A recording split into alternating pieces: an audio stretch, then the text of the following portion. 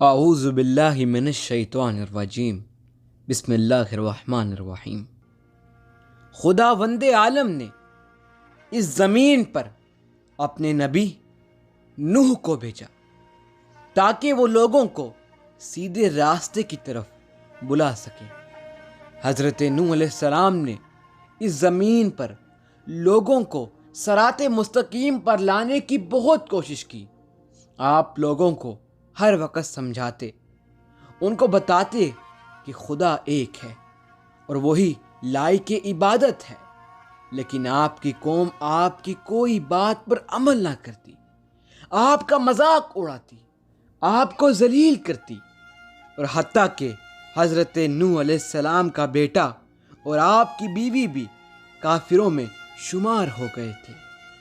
تاریخ کے مطابق 950 سال تک حضرت نوح علیہ السلام اپنی قوم کو سمجھاتے رہے، تبلیغ کرتے رہے، لیکن چند مساکین کے علاوہ اور چند غریبوں کے علاوہ آپ پر کوئی بھی ایمان نہ لایا۔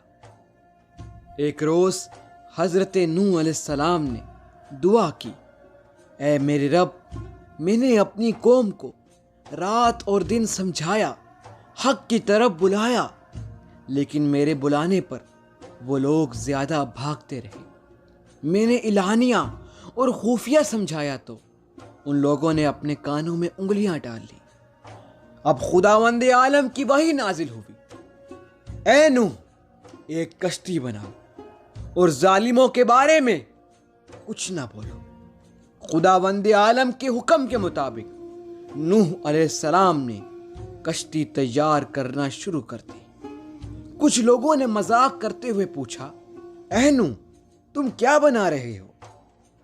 آپ نے اس کا جواب دیا کہ میں کشتی تیار کر رہا ہوں کیونکہ خداوند عالم کی طرف سے تم لوگوں پر عذاب آنے والا ہے، اور جو ڈھیل خداوند عالم نے تم لوگوں کو دی ہے وہ ختم ہو رہی ہے۔ جب وقت آئے گا ہر طرف پانی ہی پانی نظر آئے گا، صرف وہی لوگ بچیں گے جو اس کشتی میں سوار ہوں گے اور جو بت پرستی سے توبہ کریں گے۔ وہ لوگ کہنے لگے، نوح، کیا تم دیکھتے نہیں ہو یہ زمین تو خشک ہے، ایسے آثار بھی نہیں ہیں کہ اتنا پانی ہو جائے کہ کشتی تیرنے لگے۔ اور وہ تمسخرانہ انداز میں کہنے لگا، نوح کا تو دماغ ہی چل بسا ہے۔ حضرت نوح علیہ السلام ایک پہاڑ پر رہتے تھے، نہ تو وہاں کوئی دریا تھا، نہ ہی سمندر تھا، اور نہ ہی درخت تھے۔ حضرت نوح علیہ السلام نے اس جگہ درخت اگائے۔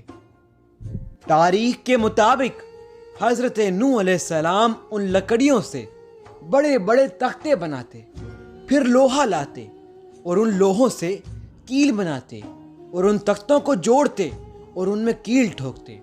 تاریخ میں لکھا ہے کہ خداوند عالم کی نبی کو 100 سال لگے اس کشتی کو تیار کرتے کرتے۔ تاریخ دان یہ بھی بتاتے ہیں کہ اس کشتی کا طول 300 گز تھا، اس کی اونچائی 30 گز تھی اور اس کا عرض 50 گز تھا۔ یہ کشتی کوئی عام کشتی نہ تھی، بلکہ جس طرح سے یہ نیچے سے بند تھی اسی طرح سے یہ کشتی اوپر سے بند تھی، تاکہ بارش کا پانی کشتی میں داخل نہ ہو سکے۔ اس کشتی میں 3 حصے تھے۔ سب سے نیچے والا حصہ جانوروں کے لیے تھا، اور اس کے اوپر والا حصہ انسانوں کے لیے تھا، اور سب سے اوپر والا حصہ پرندوں کے لیے تھا۔ اس کشتی کے ہر حصے میں ایک ایک دروازہ تھا۔ خداوند عالم کے نبی نے انسانوں کو حجت تمام کرنے کے لیے کہا، یہ کشتی امان کی کشتی ہے، جو بھی اس کشتی میں سوار ہوگا وہ اللہ تعالیٰ کی امان میں ہوگا۔ یہ سننا تھا کہ آپ کی پوری قوم مذاق اڑانے لگی، آپ پر ہنسنے لگی۔ اللہ تعالیٰ نے اپنے نبی کو وحی بھیجی، ان قریب تندور سے پانی ابلے گا اور یہ ساری قوم کو ڈبا دے گا۔ ابھی قوم نوح اس پیغام کو سن ہی رہی تھی کہ تندور سے پانی ابل پڑا۔ قوم نوح اس پانی کو دیکھنے کے لیے دور دور سے آتی اور ہنستی مذاق اڑاتی، لیکن ان کی ہنسی کچھ ہی دیر کے بعد حیرانی میں بدل گئی کہ حضرت نوح علیہ السلام نے دیکھا کہ زمین سے چشمے پھوٹ رہے ہیں۔ حضرت نوح علیہ السلام نے کہا یہ عذاب کی علامت ہے۔ وہ لوگ کہنے لگے طوفان تو آتے ہی رہتے ہیں، بارشیں ہوتے ہی رہتی ہیں، یہ کوئی نئی بات نہیں ہے، کچھ ہی دیر کے بعد موسم بدل جائے گا۔ وہ لوگ سمجھتے تھے کہ یہ طوفان کچھ ہی دیر کا ہے، کچھ ہی دیر کے بعد یہ طوفان چلا جائے گا، اور وہ لوگ اونچے پہاڑ کی طرف جانے لگے۔ ان کافروں میں حضرت نوح علیہ السلام کا بیٹا کنعان بھی شامل تھا۔ جب حضرت نوح علیہ السلام نے دیکھا کہ ان کافروں میں میرا بیٹا بھی ہے جو اس اونچے پہاڑ کی طرف جا رہا ہے، آپ نے فرمایا ہے کنعان اس نجات کی کشتی میں آ جاؤ۔ لیکن آپ کی زوجہ نے کہا ہم کچھ ہی دیر کے بعد اس پہاڑ کی چوٹی پر چڑھ جائیں گے اور پانی وہاں تک نہیں آئے گا۔ دیکھتے ہی دیکھتے ہوا کا تیز جھونکا آیا جس سے ہر چیز ہل گئی، پھر پانی برسنا شروع ہوا۔ بارش میں اتنی شدت تھی جیسا کہ آسمان نے اپنے تمام دروازے کھول دیے ہوں۔ نوح علیہ السلام نے ایمان والوں سے کہا اس کشتی میں سوار ہو جاؤ۔ خداوند عالم نے وحی کی نوح ہر قسم کے جانوروں کا جوڑا اس کشتی میں سوار کر لو۔ نوح علیہ السلام نے اللہ تعالیٰ کے حکم کی تعمیل کی، ہر جانور کا جوڑا اس کشتی پر سوار کر لیا۔ یہ طوفان چلنے لگا، بارش اتنی تیز ہو رہی تھی کہ زمین میں پانی بھر گیا اور پانی زمین کے ہر حصے میں بہنے لگا۔ نوح علیہ السلام کا جہاز تیرنے لگا۔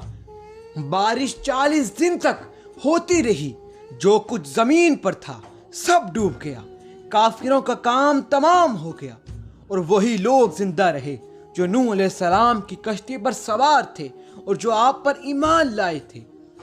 روایت کے مطابق حضرت نوح علیہ السلام کی کشتی 5 ماہ تک زمین پر تیرتی رہی۔ اس کشتی میں انسان، جانور، پرندے سب سوار تھے، اور یہ کشتی کوہ جودی پر جا کر ٹھہر گئی، جسے ارارات بھی کہتے ہیں۔ کوہ جودی کی اونچائی 13,000 فٹ ہے اور یہی ساحل سمندر بھی ہے۔ اسی دوران حضرت نوح علیہ السلام نے ایک فاختہ کو یا کبوتر کو زمین پر بھیجا تاکہ دیکھ کر آئے کہ زمین پر پانی خشک ہوا ہے یا نہیں۔ وہ کبوتر گیا اور وہاں سے زیتون کی ٹہنی اٹھا کر لایا، اور حضرت نوح علیہ السلام سمجھ گئے کہ زمین پر پانی خشک ہو گیا ہے۔ حضرت نوح علیہ السلام اور آپ کی جماعت تقریباً 5 ماہ تک اس پہاڑ پر ٹھہرے۔ کوہ جودی یا ارارات آج بھی مشرقی ترکی میں واقع ہے، اور طوفان کے تقریباً 7.5 سال کے بعد حضرت نوح علیہ السلام اس دنیا سے چل بسے۔